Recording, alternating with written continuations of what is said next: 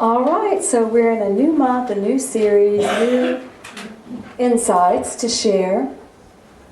And today we have the wonderful human experience of having our time changed. So now we're in this new rhythm, a new natural rhythm. And when I was talking with Spirit, they were showing me how when we get into these things where we have to start paying attention to something different, that it allows us to really look at all the energy in our life in a new way. We have to start paying attention, things that would normally be by rote. We recognize little habits that we might have not recognized before. Just because something is different, just because we had to change our time. So they were showing me that once we get our little habits in place, we really don't think about it anymore, normally. And then they were reminding me that every morning I don't wake up and ask my body if it wants coffee. Every morning I get up and I give my body coffee. Because that was a choice I made a long time ago, and so every night coffee is prepared for me. But you see, I'm not awake enough to say, body, how are you doing? Do you need your coffee? No. I stay in my habitual routine. And do y'all feel any of that with you? Any little things that we're doing out of a habitual pattern?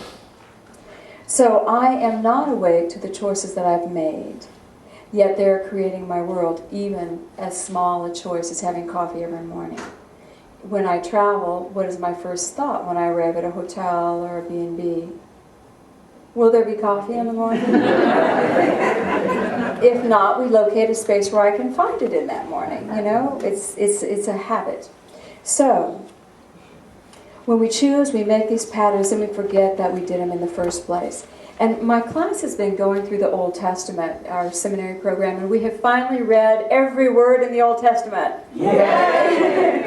Wow. It is an accomplishment. And we did it to try to get some spiritual understanding, to unhook some old beliefs, to look at things in a different way. But I wanted to share with you two Old Testament stories that kind of illustrate how we can get stuck in these energies and not even be aware of it. And the first one is one of your favorite books, I know. It's the book of Job. And Job is the character that is the example of suffering. Does anybody remember the story of Job? All right, I will tell you the story of Job. Job is this guy who loves God, and he thinks he's doing really, really good. And all of a sudden, out of the blue, he starts having calamities. And it's just a series of calamities. First, it's in the physical world. He has, I think, 7 boys and 3 girls, and they're all gathered for dinner, and they all are killed by something hitting the house. And he loses all of his cattle, and then someone tells him all his sheep are gone. So in the first series, everything in the material world is taken from him. Is it starting to ring a bell? No. And his reaction to it is to say, well, that wasn't fun, but he never loses his faith in God. So the second series of calamities comes. Now it's health. Now it's his physical body. So now he experiences tumors, boils, cancer. You can read it, come up with they have ancient descriptions of what we would call very debilitating diseases. And he is really, really in a difficult space. And even his wife tells him to give up. She actually says, why don't you curse God and die?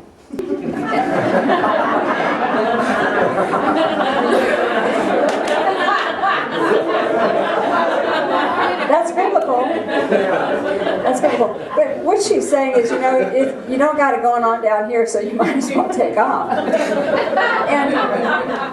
And so you can see how over the years, this scenario of this Job having to go through all this stuff, all this suffering.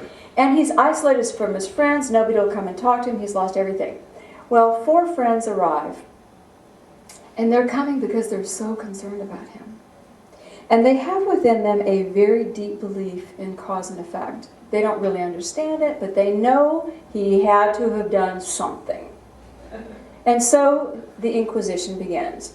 And they say to him, there's a whole list of it, you should read it, it's interesting. They say to him, well, you must have done this in order for this to be happening to you. You had to have stolen somebody's land. No, I did not, Job says. Well, you had to have done this. No, I did not. And they just continue to barrage him with possibilities of things that he did in order to create this experience. And metaphysically, do we not believe that's true as well? Do we not believe that we make a choice in our world, we make a choice, we make a step, we make an action, and that sets up a reaction or an effect? So we really are in charge of our kingdom, aren't we? We're creating our kingdom on this earth plane. And that makes total sense to the metaphysical mind. Well, there has to be a cause in here somewhere. And the friends of his become actually charged. And I know you never do that to anybody. To get so charged about someone else's issue that you need to show them that they had to have done something. And he continues to deny it because he hasn't done it. And they say to him, you know, if you would just admit it and ask God to forgive you, everything will be okay. All right, that's kind of traditional theology, but when you haven't done anything. So he was in a frustrating stalemate with his friends. He doesn't believe he's done anything. He doesn't know why this is happening, but he cannot source the cause. Now, it's a fable. Job is a fable.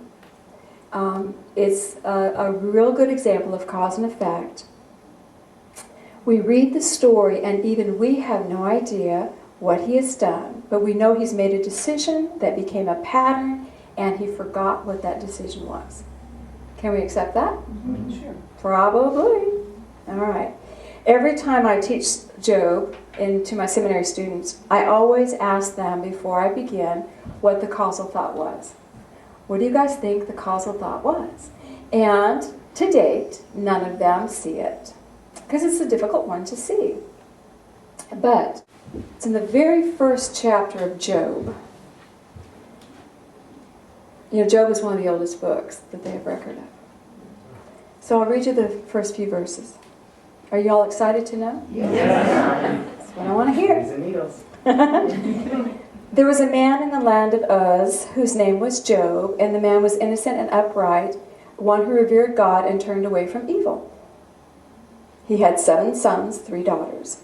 He had a bunch of substance, 7,000 sheep, 3,000 camel, 5,000 oxen. This is all before it started happening. Okay? His sons went and feasted in the house of each other on his appointed day, and they would send and invite their 3 sisters to eat and drink with them.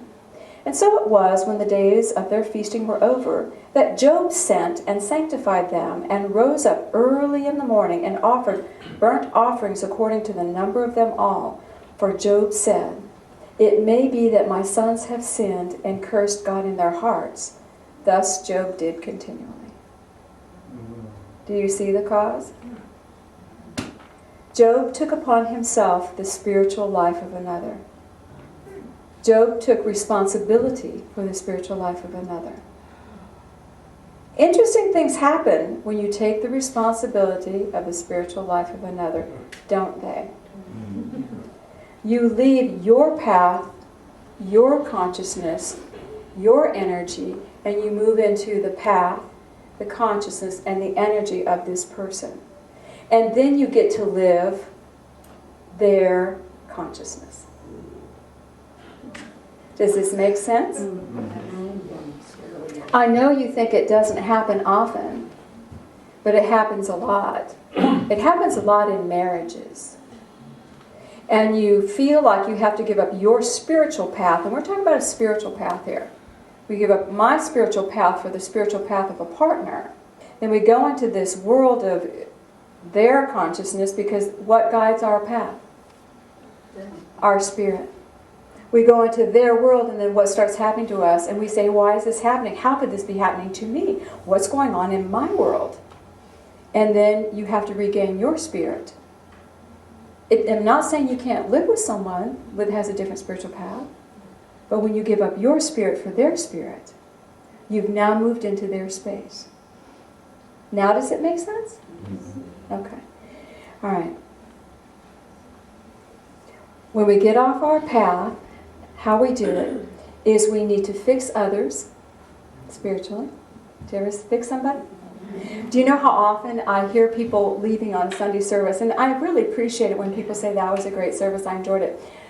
But what they always say is, I'm sending a tape to my Aunt Susie. I know someone who's got that problem. I'm sending this tape to them because they need to hear this, you know? And it's good to send it to Aunt Susie if you're doing it because Aunt Susie would love the message. But if you're doing it because Aunt Susie needs to change, what have you just done? You've just stepped off your spiritual path to try to fix or change or make right the spiritual path of another. See? And then you'll be living Aunt Susie's karma. And Lord knows what Aunt Susie has done.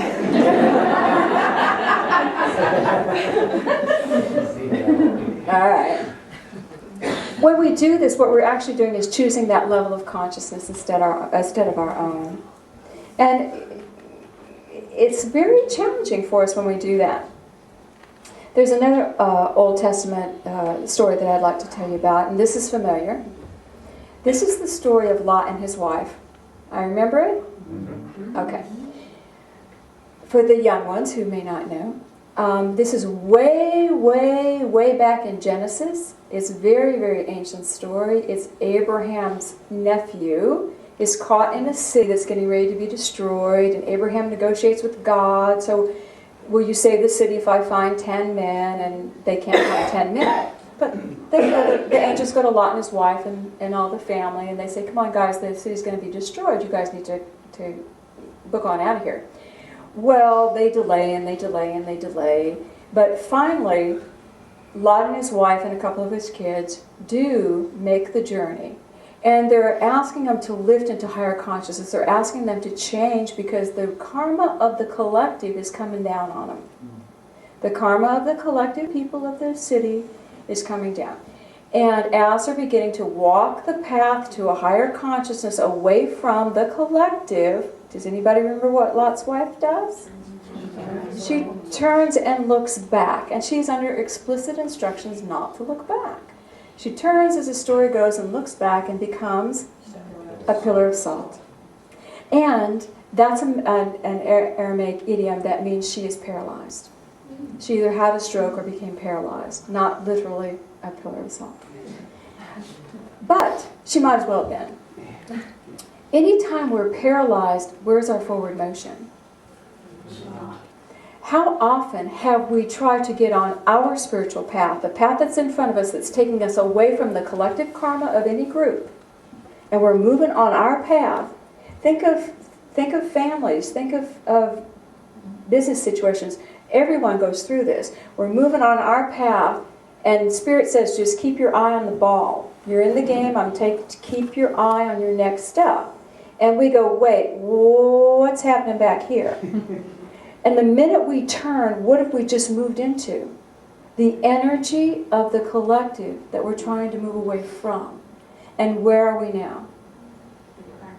We're paralyzed in forward motion. The minute we attach back to where we've been, even though we're supposed to be going here, the minute we attach back, we cannot go forward. Do you see? Now, do the people in the city have the right to experience their creations? Yes. They may have gone to great lengths to create this great catastrophe upon them.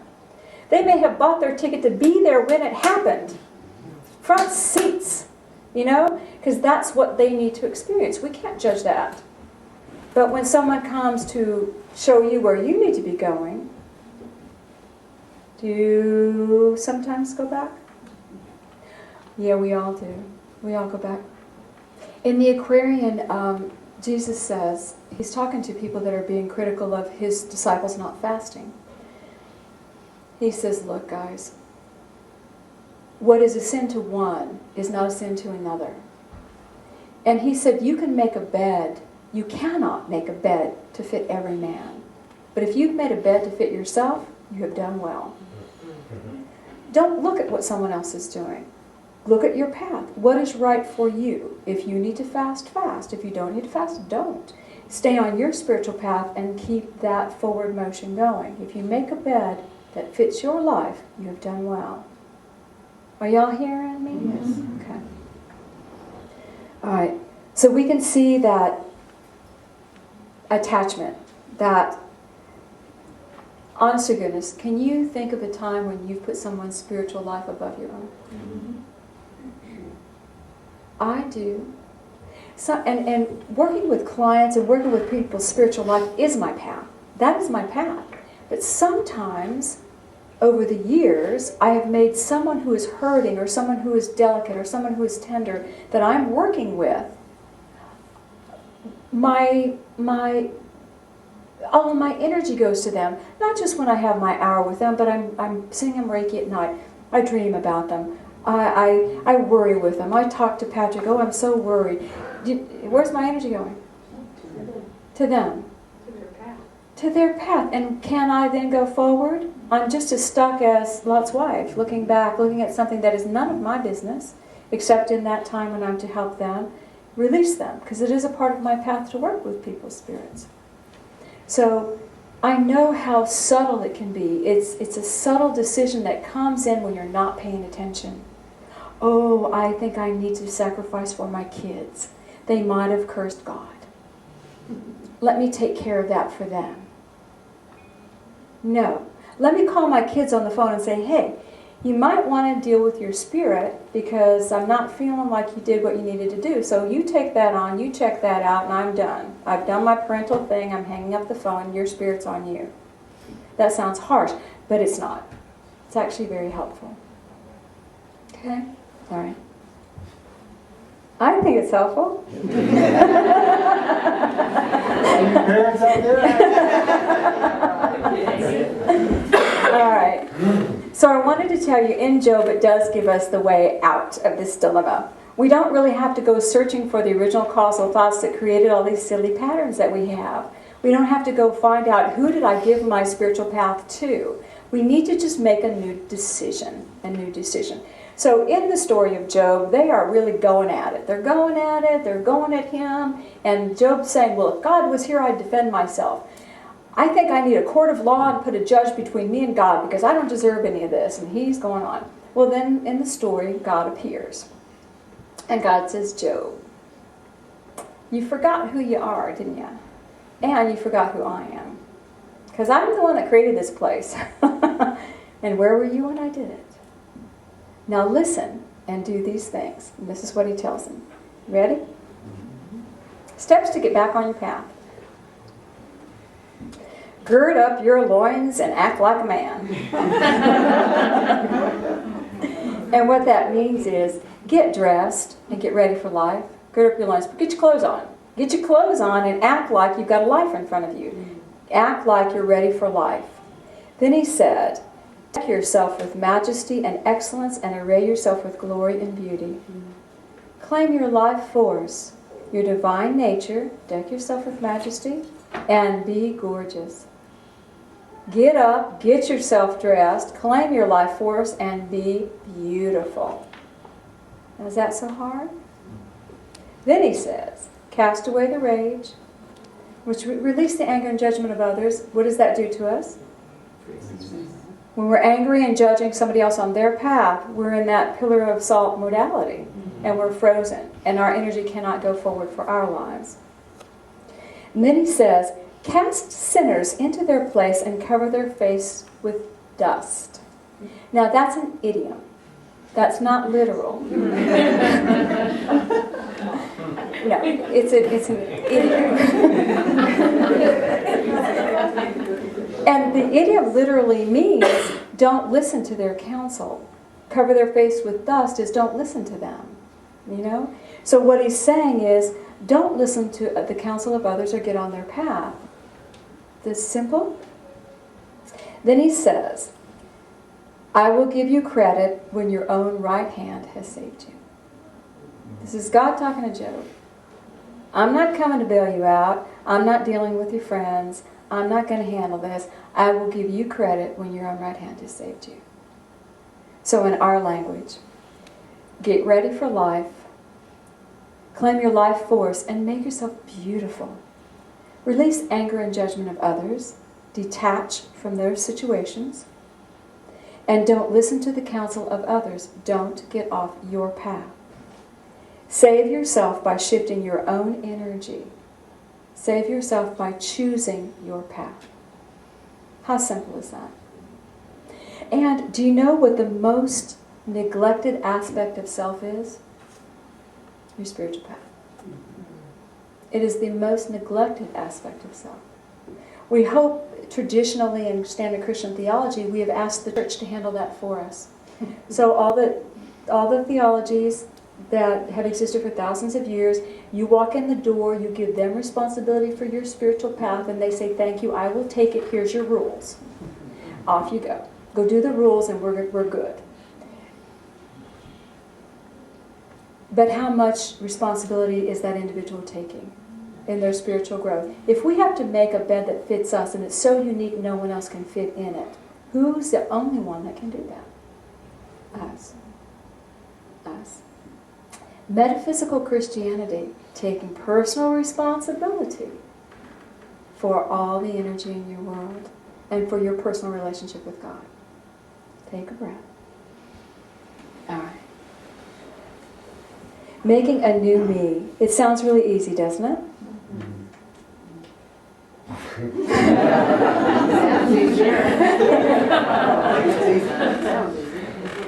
I have counseled with a lot of people over the years, and I myself have been through mammoth changes. And most of you have heard all my stories. Every wall I hit had only one way out, and that was up. And that way up was through my own spirit, through becoming and being who I needed to be, through taking a breath despite the opinions of others, in quite opposition to the opinions of others, becoming me. And the walls continue to be there, and every time you hit a wall, it's for you to come up back into yourself. Every marriage where the man and the woman follow their spirit, they're healthy. Now, it doesn't mean they don't argue over flavors of ice cream, but they're healthy because they respect the spirit in the other. When you follow your spirit, the greatest thing you do is honor the spirit in every single person, even those in the city that are getting ready to be annihilated. Yay for you guys. You have chosen this, and I will not try to change you. Yay for you. You see? Claiming our spiritual path. And every spiritual path is unique to the person. But every spiritual path, because it is spirit and deals with God, is filled with love, ease, all of the attributes of God. The presence of guidance, the presence of truth, the presence of fulfillment. Because we are spirit. Most of us have some distractions on our spiritual path. Most of us do. Most of us have, if it's momentary, if it's long-term, we have some areas where we have become that pillar. And it's our choice. You can stay there if you choose. Doesn't matter to me. But it will eventually matter to you. One day the wall will be so strong, you will really have no choice. So, do you want to shift a little bit now? Yeah. Okay, so let's do that. Put your feet on the floor.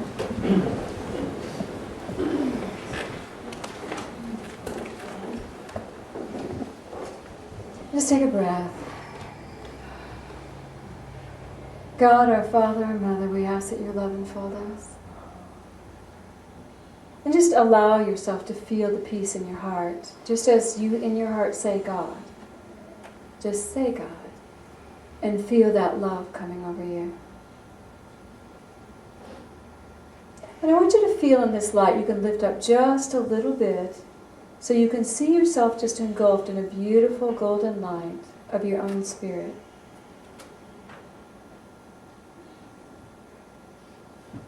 Feel this beautiful golden light of who you are. Feel the presence of God. And notice there are no boundaries in that presence. God, love, is one with who you are as spirit. And in this spirit, just relax.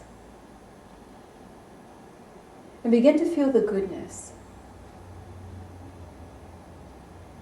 Begin to feel the gifts that you have to share. Begin to feel your uniqueness.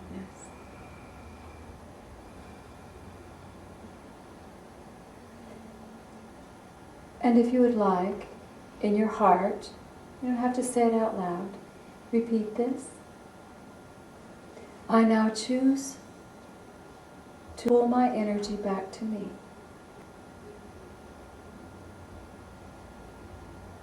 If any of my energy is invested in another spiritual path, I call it back to me. I trust their spirit to take them to goodness.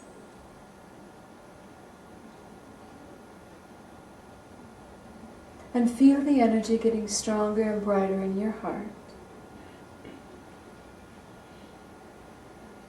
And now ask, Father, Mother God, take me on the path that leads me to my spiritual fulfillment.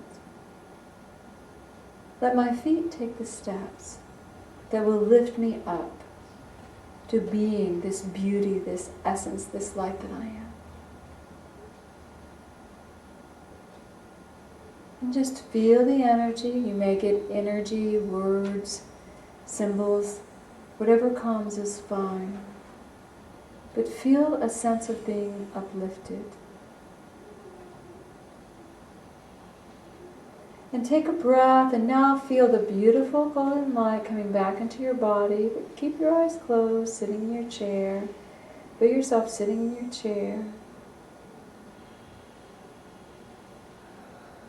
God, I accept this life I live. I will dress to show up for my life. I will remember my spirit and make myself beautiful.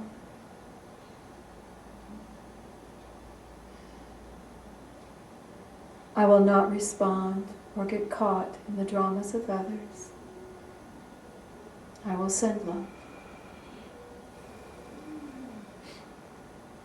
I will listen to the guidance that propels me forward.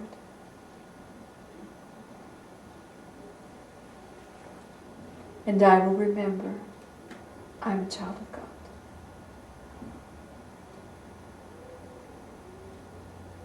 And just feel as you say that last line, I will remember I'm a child of God. Feel your energy field sparkling.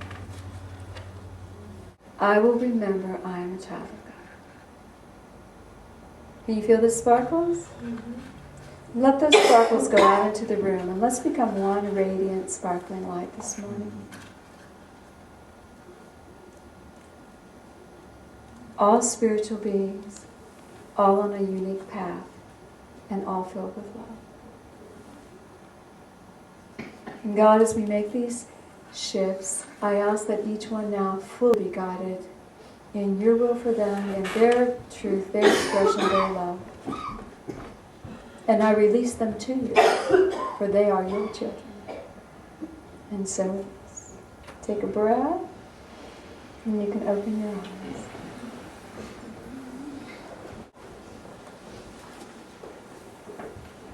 How do you feel?